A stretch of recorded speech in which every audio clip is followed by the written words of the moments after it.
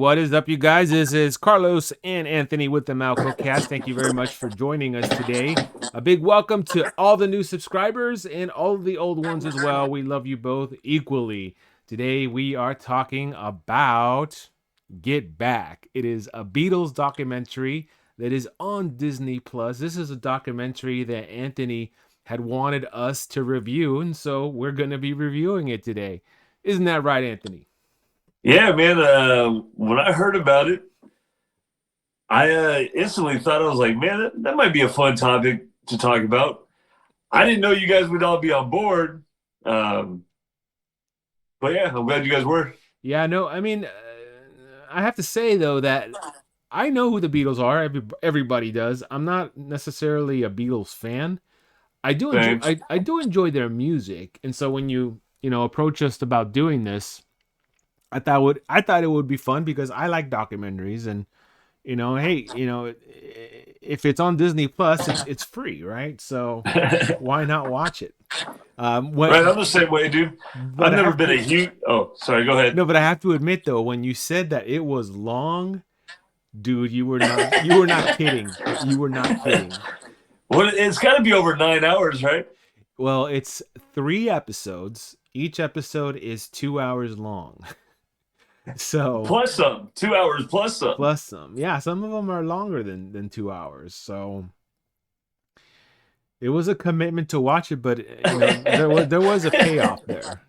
So the first episode was it captured me right from the beginning. Right. Me too. I mean, the reason that it got me in the beginning was because it was just mind blowing seeing the Beatles rehearsing for this show. And just to kind of set it up a little bit, it's the episodes are broken up into three parts covering a period of time in early 1969, January 1969. So the Beatles wanted to do an album, and they wanted to do a live recording of the album.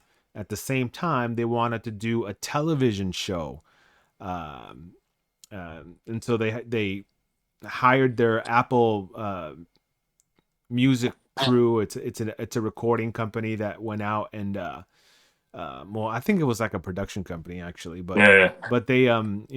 they started taking footage of them, and they rented out this big hall. I forget the name of the hall, and it was just like this shabby ass hall that they rented, and they brought in just their equipment, their meager equipment.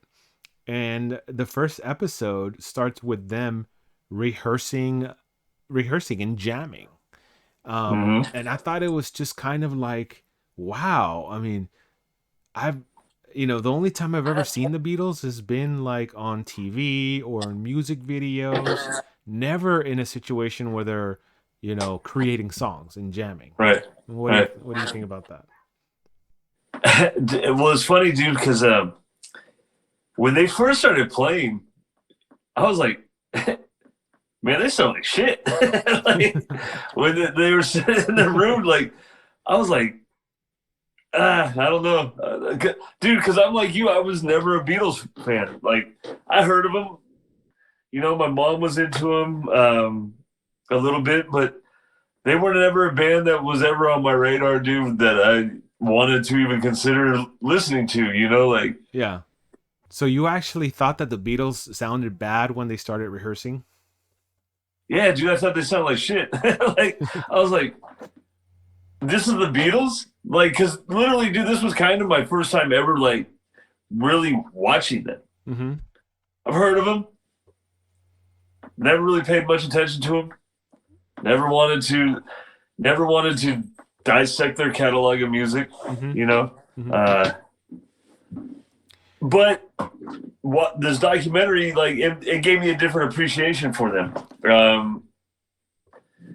I totally respect them as musicians now. Like, especially Paul. Like, I never knew he was the engine that he was, dude, in that band. It blew me away. Like, it really did. Yeah, I mean, Paul is such the consummate musician, man. He could pick up any instrument, play it, and sound like a damn professional. I mean, Dude. even the drums. The dude knew his craft. He was amazing. And the other thing about Paul, as you mentioned, like he was the clear leader of the Beatles. I mean, Right. it's very very clear in this, three-part documentary that he was the man in the Beatles. Um, so he sung just very well, and he did so at the same time being a chain smoker. Because, Dude, I thought it was hilarious that they actually had to put that disclaimer at the beginning of the documentary about the smoking, dude, yeah, because damn, do those dudes smoke a ton, man. Like, I was sitting there watching it going, holy shit, dude, how many cigarettes they smoke, man? Like, yeah. like crazy, right? But they can still hit those notes. It Well, was it's funny. amazing. Well, yeah, dude, again, like, because I don't really know anything about them. Like, I didn't know that Paul had the vocal range to go as low as he would Yeah. or as high as he would. And then Lennon could do the same thing, dude. Like, and it was just like, dude, the biggest thing that I got from that documentary was like, musically, they were all one brain. They each served their purpose, dude, in that collective, like Mm-hmm. it just blew me away their dynamics with each other, And dude. let's talk a little bit about the dynamic of the band. From what I saw in the documentary, it was a lot of Paul and John were doing a lot, at least a lion's share of the writing, with maybe Paul doing a slightly more as far as the arrangement of the songs. Um, but it was a team, that songwriting duo of John and Paul, that really propelled the songs that they were writing. And being in a band, as um, there's a lot of egos involved, Right. and everybody wants to contribute. But if there's just two guys that are doing most of the writing, and I think of like Metallica's Lars Ulrich and James Hetfield, they're kind of the songwriters of that band as well. um but there was one point in the documentary where George Harrison had enough. He was just like, I'll play whatever you guys want me to play. And then they broke for lunch, and then he was like, all right, I guess I'm gonna quit. And he quit Yeah, dude. temporarily. But Yeah. that hit home to me. I mean, what do you think about that? Well, dude, it's kind of crazy because being in a band, it really did surprise me because if I remember correctly, Paul did say at one point that he was the boss. I think I remember him saying that, or him saying like to his bandmates, like, I know I'm perceived as the boss, Or or okay, something so, like that. Yeah. right. Yeah. So I think in every band though, there has to be, in a successful band, there has to be like leadership in a band. Everybody Right. has their role. Like, and if you're been playing together long enough with the same group of people for so long, Mm-hmm. everybody starts to understand their role. The part with George Harrison quitting confused me a little bit, dude, because it was just like, man, you guys are just getting back together, like, Yeah. Yeah. and you just quit like that, like, Mm-hmm. um, maybe his heart wasn't into it anymore. Maybe so. And I think that the film, don't get me wrong, I did like the film. I did like the three parts to it, but I felt that it was a little long at times, because, watching the first hour of them jamming and stuff, it was fun doing that. It was. But then it was just like, okay, how many times am I gonna have to hear Let It Be, which is one of the songs that was prominently featured in the documentary. How many times am I Right. uh, gonna have to listen to Get Back? I I already kind of got the gist of them. And so after an hour, I was just like kind of like tuning out. And I think that that's because there was a lack of narration in the documentary telling us what was happening. It's like, okay, so what am I seeing? What is Right. actually Right. going on here? There was no narration, and there was also no interviews with the living Beatles.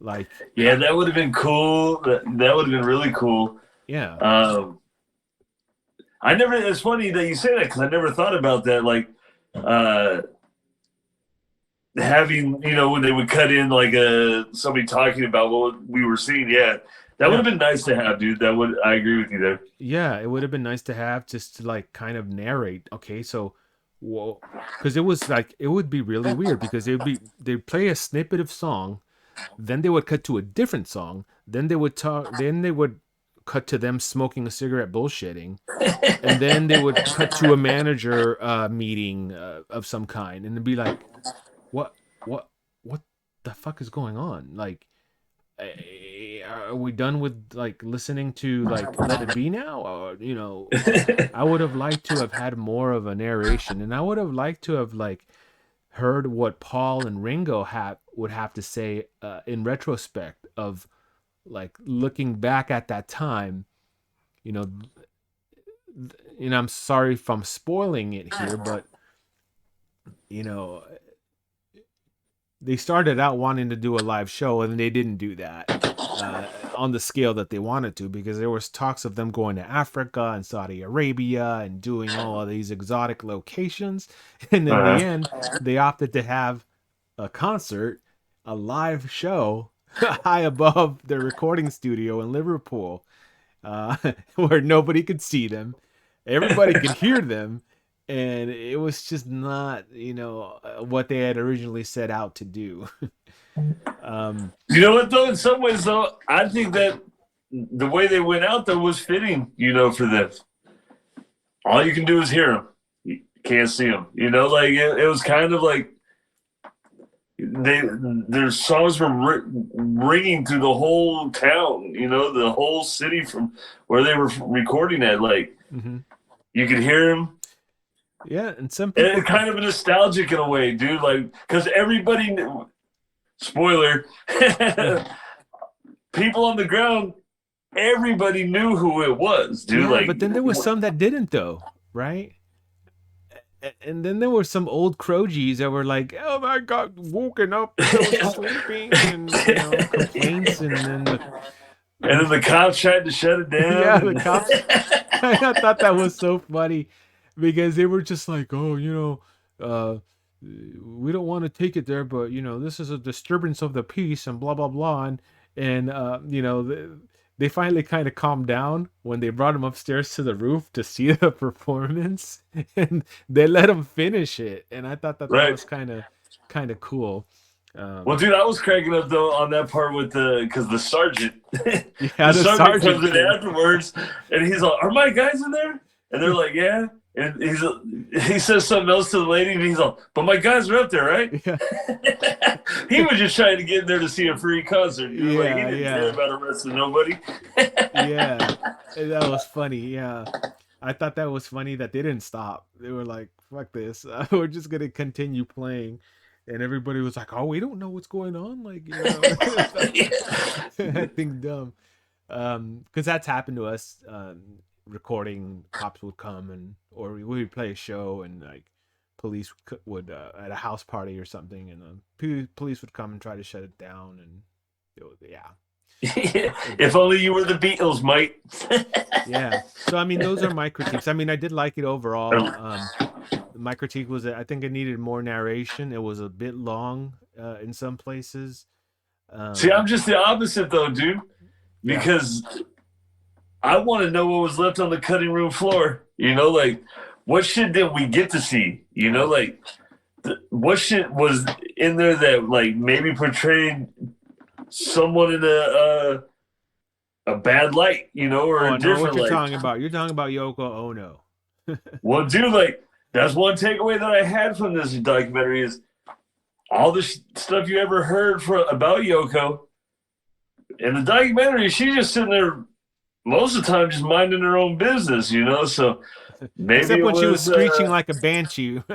Oh, yeah, I don't know what that shit was called, but besides terrible. Yeah, oh gosh. Nails on the chalkboard, man.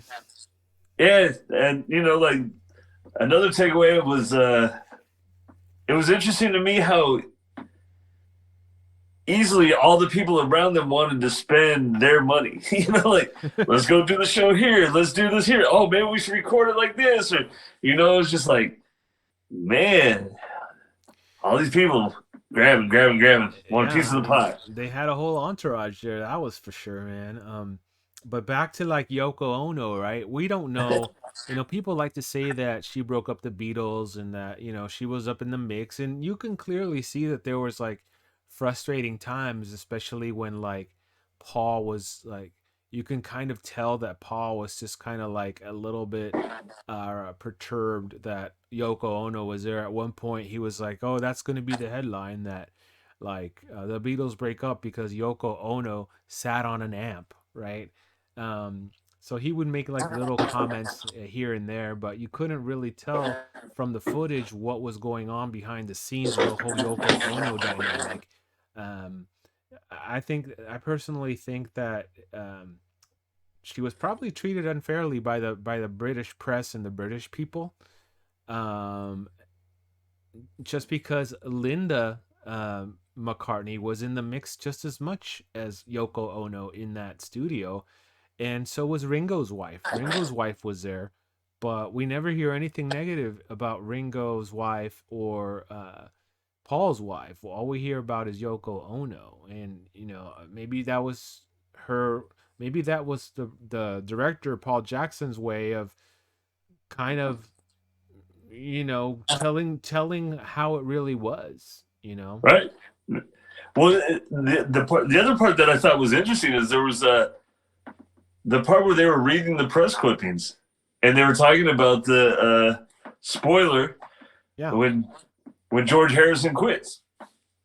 And they're talking about how they came to blows, yeah, and how they're they like, came to "Yeah, that blows, never exactly. happened." Like It never happened. so. Those were So lies. you could be right, dude. Like the media likes to make up stuff even back then. So Yeah, and they yeah, it was interesting. Yeah, what didn't make the cutting room floor that would have painted a fuller picture of what was happening with the band at the time. And I know that they made some creative decisions, and they took over 60 hours of footage from that time period. It was like a whole month that they filmed. um but I thought it was amazing. There were some very interesting parts, and some, it's like you said, I gained like a newfound respect for the Beatles. yeah, And it was also humbling to me because here are these superstars, these megastars, I mean, they're the freaking Beatles. I mean, who hasn't heard about the Beatles that had the same problems as Zero Belly did yeah, and Malcontent did?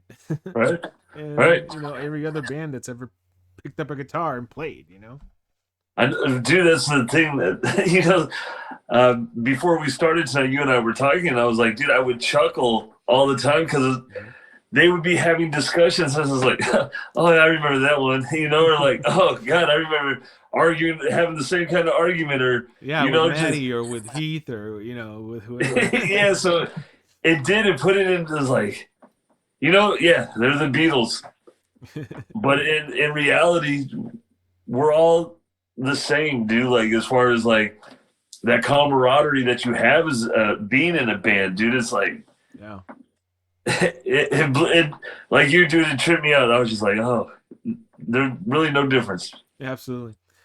So yeah, I mean, that's our assessment. I think we give this one a thumbs up. Yeah, for sure. I enjoyed it. I'm probably actually going to go back and watch it a second time. I think the third part was my favorite. The third part was my favorite, and then maybe the first hour of the first episode. Yeah. I well, yeah. I really liked the end of the first episode because that was when George quit. Yeah, George quit, and And then yeah, that whole first episode was good.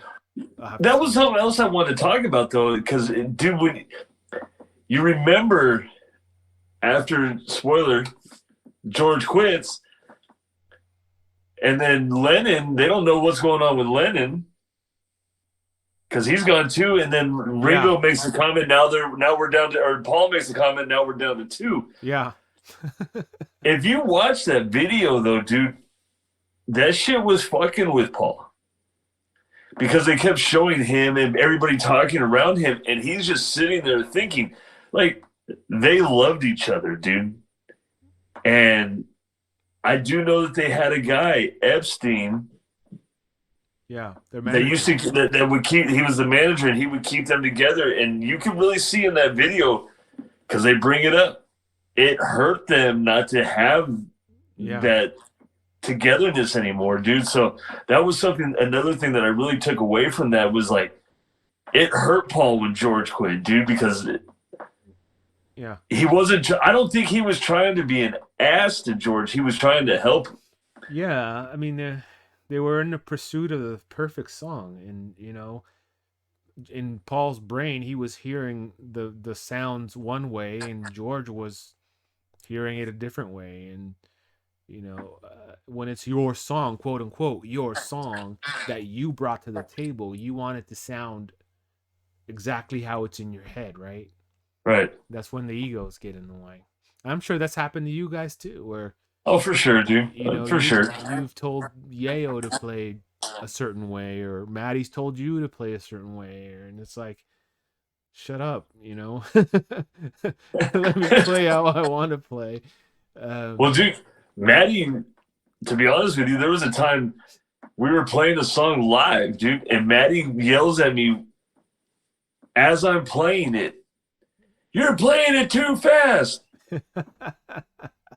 It fucking ruined me, dude, for that song ever again, dude. Like every time we would play it live, dude, like I never knew, like I I was always off, dude, and yeah, so yeah, I mean it's part of being in a band, I guess, right? it is, but it's like another family, dude. So Exactly.